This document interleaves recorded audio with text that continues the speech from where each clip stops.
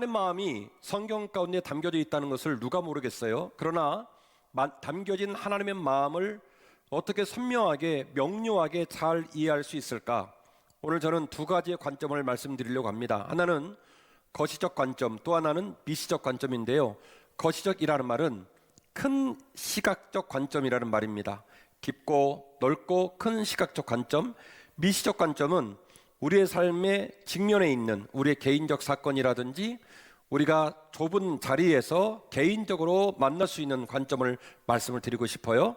그래서 몇 가지 관점이 있다고요? 두 가지 관점이 있다. 하나는 거시적 관점이 있고 또 하나는 미시적 관점이 있다. 거시적 관점은 하나님의 마음, 하나님의 일하시는 방향입니다. 일컬어서 하나님의 사랑의 총량이 되겠지요. 성경에 담겨진 하나님의 마음, 성경에 담겨진 하나님의 일하시는 방향, 하나님의 위대한 사랑을 표현하라면 이렇게 말할 수 있어요. 성경에 하나님 마음이 담겨져 있습니다. 성경에 담겨진 하나님의 마음이 어떤 방향성을 가지고 갑니다. 요 모든 걸 잘 담아내서 설교하고 그렇게 깨달을 수 있으면 우리는 하나님의 사랑의 총량, 하나님의 위대한 사랑을 깨달은 거예요. 미시적 관점은 삶의 현장에서 우리에게 주시는 은혜와 깨달음입니다.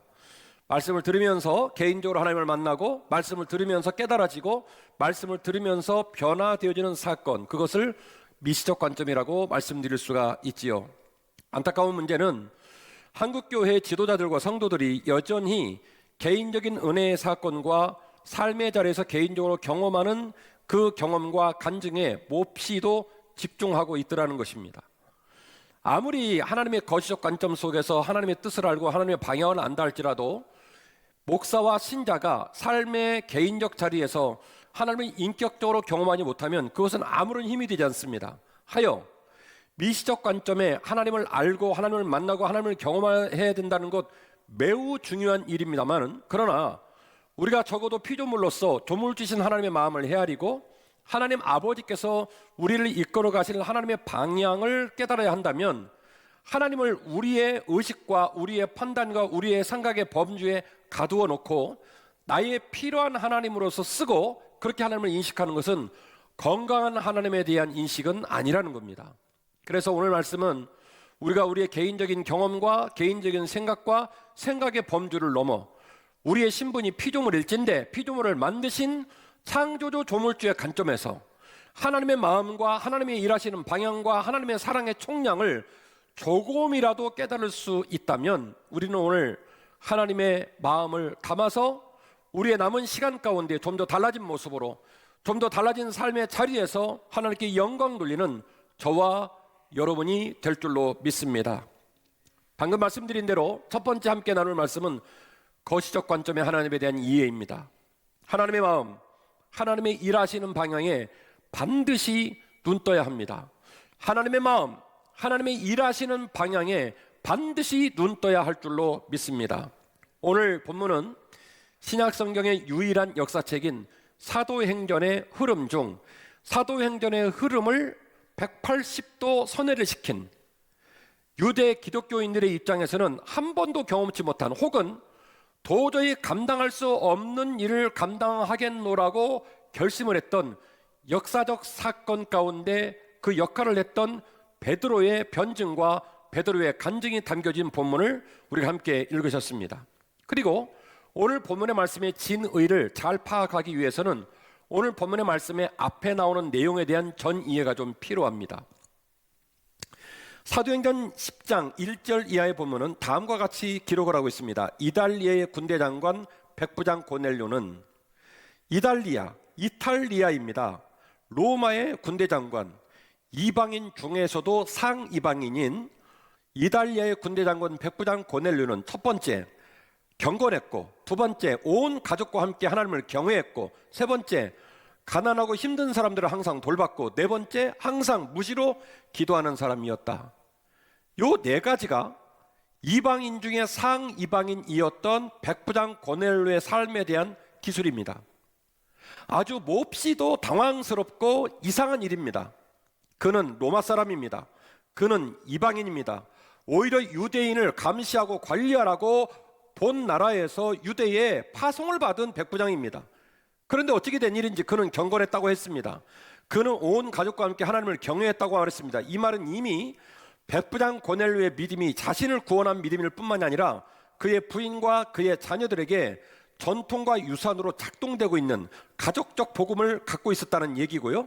세 번째는 그의 복음과 그의 믿음은 개인의 믿음을 일깨우는 믿음으로 끝나지 않고 가난하고 힘든 사람들에게 물질을 나눠주고 시간을 나눠주고 마음을 나눠주는 행위가 있는 믿음이었다는 얘기고, 이 믿음을 이어가기 위한 방편으로서 그는 매일매일 기도하고 있었다라고 하는 내용이 사도행전 10장 1절 이하의 말씀이 되겠습니다. 문제는 그가 비록 이방인의 신분으로 아무리 하나님을 사랑하고 경건하고 경외하고 그리고 고아와 과부를 돌보고 항상 기도한다 할지라도 하나님의 입장 속에서 예수님을 보내고 제자를 뽑고 그리고 예수 제자의 중심으로 움직여가고 있는 사도행전의 흐름으로는 그는 은총의 대상이 될 수가 없습니다. 구원의 대상이 될 수 없습니다. 그는 복음으로 소통할 수 없고 그는 제자들과 함께 동역할 수 없습니다. 왜 그렇습니까? 그는 이방인이기 때문에 그렇습니다. 오늘을 살아가는 여러분들은 백부장 고넬료인 이방인이 복음을 받게 되었고 그 일로 베드로의 신방을 받았다는 것에 대해서 별로 이상하게 생각하지 않습니다만은 구약성경 39권의 전반에 걸쳐진 이스라엘 백성의 아픔이 무엇입니까? 그들이 택함받은 백성들로서 이방 잡족과 어울리지 말라고 했고 혼인하지 말라고 했고 그들의 잡신을 섬기지 말라고 했음에도 불구하고 이방의 문화에 녹아들고 그들의 딸들과 그들의 아들들과 결혼하고 우상 잡신을 섬기고, 그래서 이스라엘 백성이 하나님을 향한 신의와 사랑을 못 지켰던 이야기, 엎어지고 깨지고 방황하고 되돌아서 회복하고 주의 은총을 입었던 그 가슴 아픈 맹놀이치는 이야기가 구약 성경의 이야기입니다. 그로 말미암아 예루살렘 성전이 망하게 되었고 페르시아 7대 제국으로 끌려가게 되고 400년의 중간기를 거치게 되고 상처란 상처를 다 아는 상태에서 신약 성경이 시작이 되었습니다. 그러니 바리새인을 비롯한 유대계 기독교인들, 유대인들은 그들이 이방과 섞이는 문제에 대해서 얼마나 엄중하게 경계하고 그것이 정서적으로 얼마나 힘들었는지를 엿볼 수가 있는 장면이지요. 사복음서를 통해서 우리는 예수님 말씀을 들을 때마다 예수님의 말씀이 더 이상 유대 민족 가운데 함몰되어 있지 않고 유대 민족을 뛰어넘어 이방을 향해 나아가고 있다는 사실들을 말씀을 읽을 때마다 머리로 얼마든지 이해를 하는지 모릅니다만, 그러나 사복음서 어디를 보아도 제자들이 이방을 향해 움직여야 되겠다는 마음의 결심이나 그들의 감정의 변화나 그들이 적극적으로 이방 사람들을 안아보려는 생각을 아직 갖지 못하고 있다는 것을 우리는 역력히 사복음서를 통해 알 수밖에 없습니다. 그러다가 오늘 드디어 사도행전 10장과 11장에 말도 안 되는 일이 벌어진 겁니다. 욥바에 있던 베드로에게 하나님은 기도하러 올라간 사람에게 3번의 환상을 주시고 먹지 못할 부정한 것들을 먹으라는 메시지를 주시고 이렇게 뜻을 알 수 없는 환상적 경험을 통하여 백부장 고넬료의 집에 있는 경건한 종을 보내 베드로에게 신방을 요청한 사건을 보고 베드로는 이 일이 하나님이 이방을 향해 주신 또 다른 선물의 일이지 않을까라는 기대를 가지고 그래서 고넬료의 집을 방문하는 일이 벌어지게 됩니다. 고넬료의 집에 들어가서 말씀을 증거했을 뿐만 아니라 그날 그시 백부장 고넬료의 집에 있는 온 가족과 그곳에 유하는 객에 이르기까지 모두 세례를 받는 사건을 경험하고 나서 이제 오늘 본문에 베드로가 변증하고 간증하는 거예요. 왜냐? 이 일이 소문이 났습니다. 이방 사람의 복음이 증거됐고 사도가 이방 사람의 집을 방문했고 드디어 이방 사람과 유대인의 경계가 사라지는 사건을 들었으니 예루살렘에 있는 모든 유대인이 얼마나 많이 긴장을 했겠습니까? 말라기서를 봐도 그렇고 하박국서를 봐도 그렇고 구약 성경의 역사 가운데 이방과 섞이는 일은 얼마나 많은 상처를 받았는데요. 그래서 예루살렘에 난리가 난 겁니다. 이 일을 어떻게 수습할 것인지 하여 베드로가 예루살렘 교회에 내려가서 변증하고 간증한 내용이 오늘 본문에 나오는 내용이 되겠습니다. 이렇게 기록되어 있습니다. 내가 주의 말씀에 요한은 물로 세례를 베풀었으나 너희는 성령으로 세례를 받으리라는 것이 생각났노라. 이 무슨 얘기예요? 사도행전 이전에 나오는 사복음서를 기록하고 있는 본문에 우리가 누누이 보았던 말씀 아닙니까? 주님이 제자들에게 말씀을 가르칠 때에 아주 중요하게 강조한 포인트 중에 하나입니다. 세례 요한은 너희에게 물로 세례를 주었지만 장차 너희는 반드시 성령으로 세례를 받아야 할 것이니라. 그런데 내가 이 말씀하신 주의 말씀이 탁 떠올랐다는 거예요. 무슨 얘기냐면 아이러니하게도 상 이방인 중 이방인이요 지옥의 불쏘시개로 여겨야 돼서 만나지도 말고 교류할 수 없는 이방인의 집에서 하나님 아버지께서 성령 충만으로 말미암아 성령 세례 주는 것을 본인이 직접 눈으로 보고 귀로 보았다는 얘기예요. 그래서 그 아주 기이한 사건을 볼 때에 과거에 그의 스승이신 주님께서 하신 말씀이 떠올랐다라고 얘기를 하는 겁니다. 그런즉 하나님이 우리가 주 예수 그리스도를 믿을 때에 주신 것과 같은 선물을 그들에게도 주셨으니 누구에게요? 백부장 고넬료를 비롯한 이방 사람들, 만나지 말아야 되고 교류할 수 없고 담을 수 없는, 경계를 넘을 수 없는, 절대로 구원에 예속될 수 없는 사람들에게도 그 은혜의 선물을 주셨던 것을 내가 보았으니 내가 과연 누구이기에 하나님을 능히 맡겠느냐 하더라. 그들이 이 말을 듣고 잠잠하여 하나님께 영광을 돌려 이르되 그러면 하나님께서 이방인에게도 생명 얻는 회개를 주셨도다 하니라. 이른바 공증사건입니다. 모든 사람이 그 사실을 공증하는 거예요. 초대교회 주님의 제자 중, 주님의 무릎에서 배웠던 제자 중에 제일 권위를 가진 자 베드로, 많은 제자 중에 굳이 베드로를 택하셔서 백부장 고넬료의 집에 보내신 이유가 거기 있고, 그 권위를 가진 베드로가 그 놀라운 간증을 눈으로 보고 하나님의 복음이 이제 이방을 향해 나아간, 마치 지옥 아랫목에 있는 불쏘시개처럼 정죄의 대상이고 갈등의 대상이고 버림의 대상으로 보였던 그들에게도 복음이 나아갔다는 사실들을 베드로의 입에서 간증하고 증거하게 된 겁니다. 내가 누구에게 하나님을 앞질러 가겠느냐? 내가 누구에게 내 정서와 우리 민족의 유산과 우리 민족의 어떤 사상과 윤리와 전통과 그 유산에 내가 하나님을 가두겠느냐? 인정하겠습니다. 하나님 아버지의 구원의 소식이, 하나님 아버지의 구원의 사랑이 이방을 향해 나아간다는 걸 인정하겠습니다. 그래서 그 이후로 무슨 일이 벌어집니까? 드디어 복음을 들은 자들이 유대인과 이방인을 불문하지 않고 복음을 증거하기 시작했고, 안디옥에까지 구레네 사람들이 복음을 증거했고, 안디옥 교회 사람들이 막 모이는 얘기를 듣고 예루살렘 교회가 바나바를 급파합니다. 바나바를 급파하자 바나바는 또 길리기아 다수에 있는 바울을 데려옵니다. 그리고 폭발적 부흥을 하게 되어서 비로소 그때로부터 예수를 따르는 자들을 그리스도인이라 칭했다라고 사도행전은 말하고 있습니다.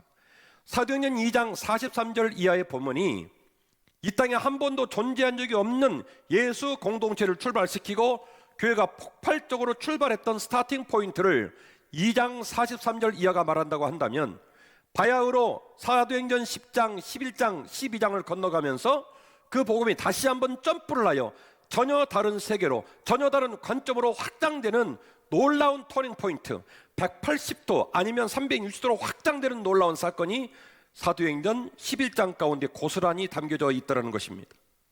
사도행전 10장 사건을 통하여 더 이상 하나님이 사람을 종교적 신념이나 정치적 신념이나 높고 낮음이나 고하의 노소의 차이로 보지 않는다는 거예요.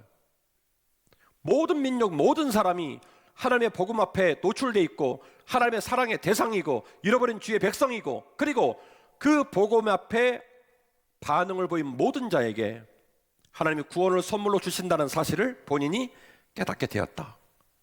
그리고 그 간증을 11장에 예루살렘 교회에 내려가서 거기에 모인 모든 사람에게 선포한 겁니다.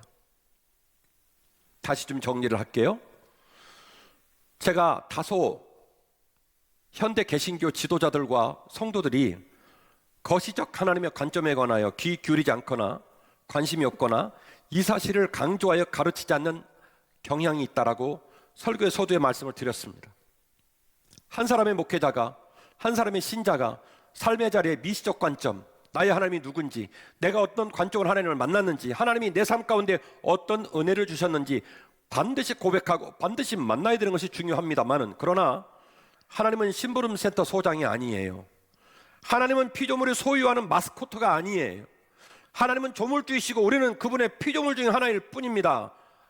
맞다면 우리의 삶 가운데 미시적 관점으로 은혜를 주신 하나님께 감사해야 될 뿐만이 아니라 그 은혜를 딛고 일어서 거시적 관점의 하나님의 마음이 어디에 있는지, 하나님이 일하시는 방향이 어디를 향하고 있는지, 그 하나님의 마음과 하나님이 일하시는 방향에 담겨진 한마디의 단어, 위대한 사랑, 그 위대한 사랑의 본질이 뭔지, 그 폭이 얼마나 되는지 우리가 항상 고민하고 그 하나님 마음에 헌신을 할 줄도 알아야 될 줄로 믿습니다.